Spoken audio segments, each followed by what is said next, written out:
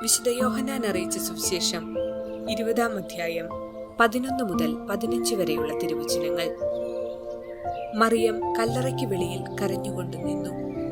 അവൾ കരഞ്ഞുകൊണ്ടിരിക്കുമ്പോൾ കുനിഞ്ഞ് കല്ലറയിലേക്ക് നോക്കി.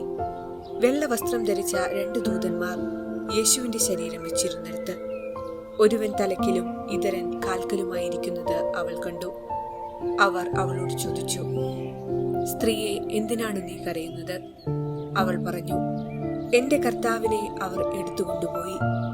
അവർ അവനെ എവിടെയാണ് വെച്ചിരിക്കുന്നതെന്ന് എനിക്ക് അറിഞ്ഞുകൂടാ. ഇത് കേട്ടിട്ട് പുറകോട്ട് തിരിഞ്ഞപ്പോൾ യേശു നിൽക്കുന്നത് അവൾ കണ്ടു. എന്നാൽ അത് യേശുവാണെന്ന് അവൾക്ക് മനസ്സിലായില്ല.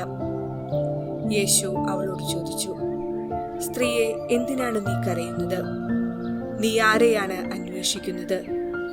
അത് തോട്ടക്കാരനാണെന്ന് വിചാരിച്ച് അവൾ പറഞ്ഞു, പ്രഭു, അങ്ങ് അവനെ എടുത്തുകൊണ്ടുപോയെങ്കിൽ എവിടെ വെച്ചു എന്ന് എന്നോട് പറയുക. ഞാൻ അവനെ എടുത്തുകൊണ്ടുപോയിക്കൊള്ളാം. ഓർമ്മിക്കുക, പുത്തൻ യുഗത്തിന്റെ ആരംഭമാണ് യേശുവിന്റെ ഉത്ഥാനം. ഈ ഉത്ഥാന രഹസ്യം ലോകത്തെ അറിയിക്കാനുള്ള ഉത്തരവാദിത്വം ഏതാനും ചില സ്ത്രീകളിൽ വന്നു ചേർന്നത് ആകസ്മികമാണെന്ന് കരുതുക വയ്യ. വചനം സ്വീകരിക്കാൻ ആദ്യം തെരഞ്ഞെടുക്കപ്പെട്ട സ്ത്രീ മറിയമാണ്. മഗ്ദലേന മറിയം മടങ്ങിപ്പോകാൻ കൂട്ടാക്കിയില്ല. കാരണം അവൾക്ക് യേശുവിനോടുള്ള സ്നേഹം അത്രമേൽ വലുതായിരുന്നു. സ്നേഹിക്കുന്നവർക്ക് വേണ്ടി കാത്തിരിക്കാൻ കെൽപ്പുള്ളവളാണ് സ്ത്രീ. അവളുടെ കാത്തിരിപ്പിന് ഫലമുണ്ടായി. ഉത്ഥാനം ചെയ്തവനെ അവൾ കണ്ടു. അവന്റെ ആശ്വാസവചനങ്ങൾ കേൾക്കാനുള്ള ഭാഗ്യവും അവൾക്കുണ്ടായി. യേശു പ്രഖ്യാപനം ചെയ്ത ദൈവരാജ്യത്തിന്റെ അടയാളങ്ങളിലൊന്നാണ് അവനിലൂടെ സാധ്യതമാകുന്ന സ്ത്രീ വിമോചനം. നിയമത്തിന്റെ മറവിൽ വിശുദ്ധിയുടെ മൂടുപടമണിഞ്ഞ് സ്ത്രീകളെ പീഡിപ്പിച്ച് ചൂഷണം ചെയ്തിരുന്ന പുരുഷന്റെ ചെയ്തികളെ യേശു എതിർത്തു. ഇത് സ്ത്രീ പുരുഷ സമത്വത്തിന്റെ ഒരു പുത്തൻ യുഗത്തിന് തുടക്കം കുറിച്ചു.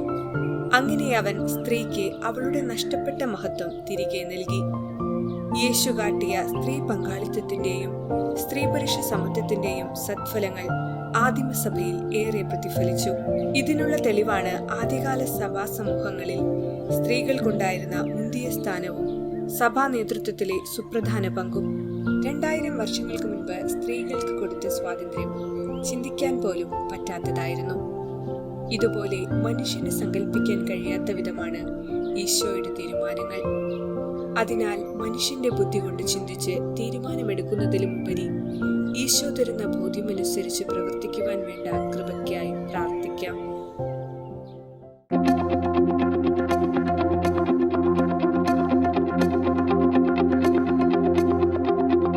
സൈന്യത്താലല്ല, ശക്തിയാലുമല്ല, എൻ ദൈവത്തിന്റെ ആത്മാവിലത്രേ.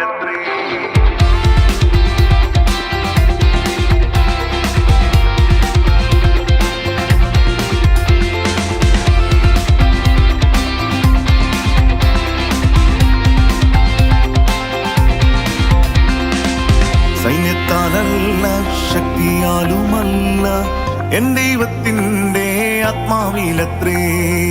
സൈന്യത്താലല്ല, ശക്തിയാലുമല്ല, എൻ ദൈവത്തിന്റെ ആത്മാവിലത്രേ.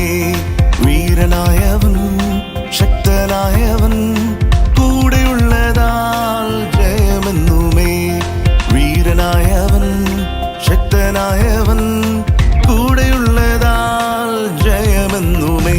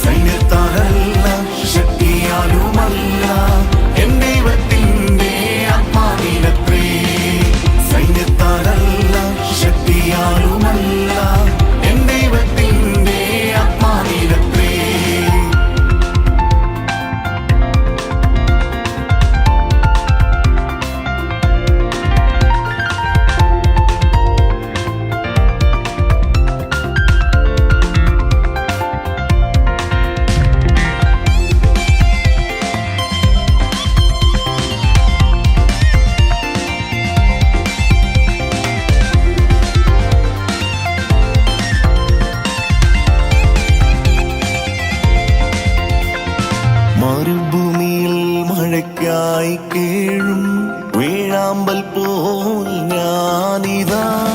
മരുഭൂമിയിൽ മഴയ്ക്കായി കേഴും വേഴാമ്പൽ പോൽ ഞാനിതാ. ആത്മാവിൻ മഴ എന്നിൽ പകരൂ, ശക്തിയോടെ അങ്ങേ ആരാധിക്കുവാൻ. ആത്മാവിൻ മഴ എന്നിൽ പകരൂ, ശക്തിയോടെ അങ്ങേ ആരാധിക്കുവാൻ.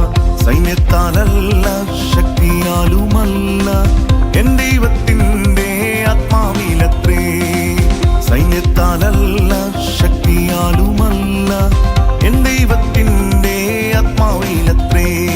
വീരനായവൻ ശക്തനായവൻ കൂടെയുള്ളതാൽ ജയമെന്നുമേ. വീരനായവൻ ശക്തനായവൻ കൂടെയുള്ളതാൽ ജയമെന്നുമേ. ഞാനാർത്ത് ഘോഷിച്ചിടും എൻ യേശുനാമത്തെ. ഞാനാർത്ത് ഘോഷിച്ചിടും എൻ യേശുനാമത്തെ. സൈന്യത്താലല്ല ശക്തിയാലുമല്ല എൻ ദൈവത്തിൻ്റെ ആത്മാവിലത്രേ. സൈന്യത്താലല്ല ശക്തിയാലുമല്ല എൻ ദൈവത്തിൻ്റെ ആത്മാവിലത്രേ.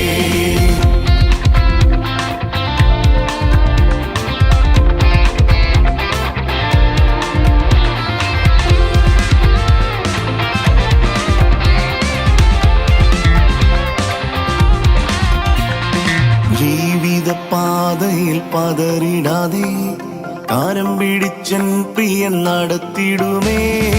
ജീവിതപാതയിൽ പതറിടാതെ കാരം പിടിച്ചൻ പ്രിയൻ നടത്തിടുമേ.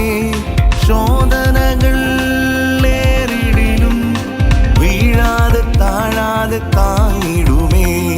ശോധനകൾ ഏറിടിലും വീഴാതെ താഴാതെ താങ്ങിടുമേ. സൈന്യത്താലല്ല ശക്തിയാലും